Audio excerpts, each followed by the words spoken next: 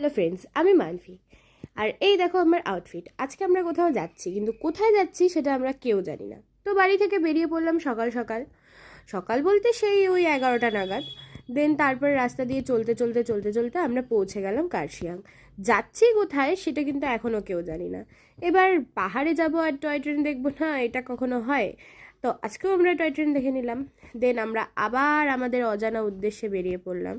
Friends, প্রচুর সর্দি লাগার কারণে ভয়েস ওভারটা হয়তো তোমাদের একটু খারাপ লাগতে পারে, বাট অ্যাডজাস্ট করে নিও।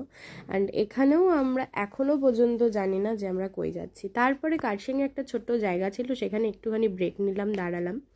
দেখে আমরা বেরিয়ে গেলাম আমাদের অজানা গন্তব্যে, মানে অজানা উদ্দেশ্যে রাস্তা দিয়ে চলছি। আর পাহাড়ের রাস্তা দিয়ে যেতে কার না ভালো লাগে? এরকম যদি প্রকৃতির সৌন্দর্য দেখা যায় তাহলে তো মজাই আলাদা। দেন আমরা স্টপ নিলাম। আর এটা হচ্ছে আমরা এখন যাচ্ছি, মানে অ্যাকচুয়ালি আমরা কোথায় যাব করতে করতে দার্জিলিং চলে আসছি। সো এখন আমরা যাচ্ছি লামাহাটা ইকো পার্কে। লামাহাটায় যাচ্ছি আমরা এখন। আর দেখো পিছনে ভিউজটা, উফ, অসম অসম। আর এখন আমরা চা খাওয়ার জন্য এখানে একটা ব্রেক নিছি। তোমাদেরকে বললাম যে আমরা এখন দার্জিলিংয়ে পৌঁছায় গেছি। আর ওই দেখো সিট, জাস্ট কাঞ্চনজঙ্ঘা দেখা যাচ্ছে।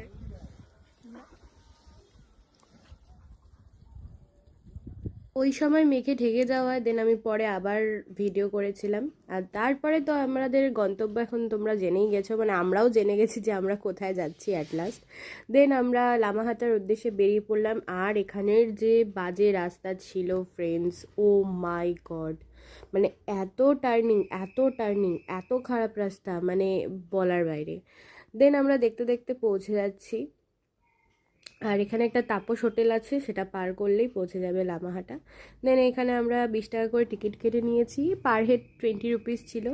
আর লামাহাটা ইকো পার্ক ভালো ছিল, মানে আহ, খুব খুব খুব সুন্দর বলতে পারবো না, কিন্তু হ্যাঁ, মানে এত ক্রাউড ছিল যে খুব সুন্দরটা লাগছিল না। কিন্তু হ্যাঁ, তোমরা যদি একটু উপর দিকে যাও, লাইক হচ্ছে নিচ থেকে যদি একদম উপর দিকে যাও, তো অনেক পিছনে অনেক পাইন গাছের বড় বড় জঙ্গল, সেখানে তোমাদের ভালো লাগতে পারে। আর এখানে অনেক বসার জায়গাও ছিল, খেলার জায়গাও ছিল বাচ্চাদের।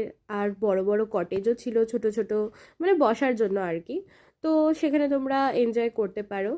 আর আমার সব থেকে ভালো লেগেছিল এই পাইন গাছের বনটা, যেটা আমার খুবই ভালো লেগেছিল। দেখতেই পাচ্ছ, মানে এত সুন্দর লাগছে। আর এই যে সিঁড়িটা দিয়ে উপরে যাচ্ছি, এই সিঁড়িটা দিয়ে তোমাদেরকে ফার্স্টে উপরে চলে যেতে হবে। দেন তারপরে তোমাদেরকে ওই